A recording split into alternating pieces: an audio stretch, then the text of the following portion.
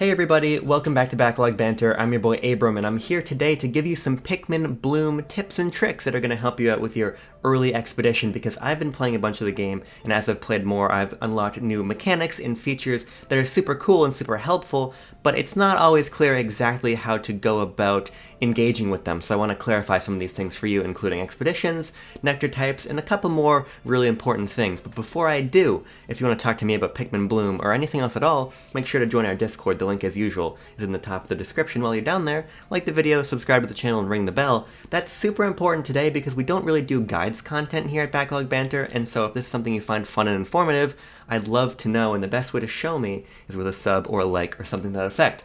But let's hop right into the information that I have for you today. So the first mechanic I want to talk about here are the expeditions. Now the expeditions are super helpful little missions you can send your Pikmin out on, where they'll go out into your surrounding area and find items for you and bring them back. Now in my experience so far with just a couple expeditions, I have found Pikmin sprouts and I have found fruit that I can turn into nectar. And all of that is super useful. Now what isn't so useful is the information given to you as to how the expeditions actually work. So I want to clarify that for you right now and show how you can actually take part in an expedition yourself. So, to begin the expedition, you need to be on your home screen where you see your local map, the steps you've taken, your progress over the week, that stuff. Now, and if you click right on the map, you're going to open up this screen here, and it's going to show you a bunch of info in the little tabs on the top. And if you thumb over, you'll see expeditions. If you click into expeditions there, you'll see your available expeditions. And when you click on one, it is then going to show you, okay, here's the item, and here's how many Pikmin you can send out to get it. Now, how this works is the more Pikmin you send out, the quicker the expedition is going to be completed. And if you're familiar with the core console Pikmin games, you'll know that every item takes a certain number of Pikmin to move, but you can double that to bring the item back at twice the speed. It's exactly the same here in Bloom. So, for instance, if you have something that takes 1 Pikmin, you can send out a total of 2 Pikmin. See something that takes 6 Pikmin, you can send out a total of 12 Pikmin, so on and so forth. Now, let's say you want to send out, 12 Pikmin to get a 6 Pikmin item, but you only have 9 Pikmin, 10 Pikmin, that's fine. You can send those 10, let them go, and come back. It doesn't have to be either exact or double. You can send out however many you want, up to double, not past that. And by doing so, the Pikmin will go out, you can see them run away on your map, and they'll come back with the item, and then you can collect it from the whistle screen, where you collect Pikmin items and go into the AR camera as you would otherwise. The next thing I want to mention really briefly is how to use different nectar types to get different types of flower petals.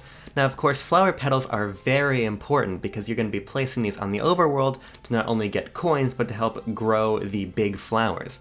Now, as you're out and about walking with your Pikmin, they're going to find fruit for you, and if you collect that fruit from them in the whistle screen, that is going to turn into different colored nectar depending on what the fruit is. But it isn't exactly clear how you use this other type of nectar and feed that to your Pikmin, which is in turn how you get different kinds of flower petals to put in the overworld.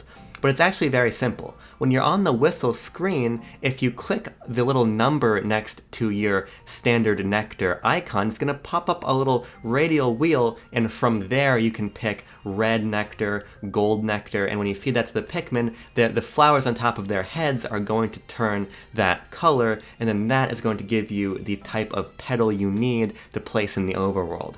Now, unlike in the core Pikmin games, where once you promote a Pikmin from a leaf Pikmin to a flower Pikmin, they kind of stop caring about the nectar. Here, you can feed nectar to flower Pikmin over and over to keep getting more petals off of them, and you can jump between the different colors. It doesn't really matter. It's super flexible in that respect. The next thing I want to talk briefly about is how to add friends, because unfortunately that is also a little bit unclear. So what you want to do is you want to be back at your main menu where you see your steps, your location, all of the sort of stuff we were talking about earlier in the tutorial for when you are trying to go on an expedition.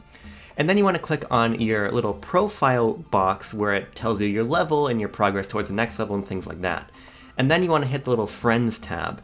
And once you're in there, you'll see your current friends, and if you hit the plus up in the corner, not only can you add another friend, but that is actually where you see your own friend code to share with other people. So it's a little bit convoluted in that respect, because if you want to give out your code, you need to go as though you were adding a friend, but it becomes pretty second nature once you know exactly where you find that. In a similar respect, speaking of that social component of the game, it's probably important to you that your Mii looks good.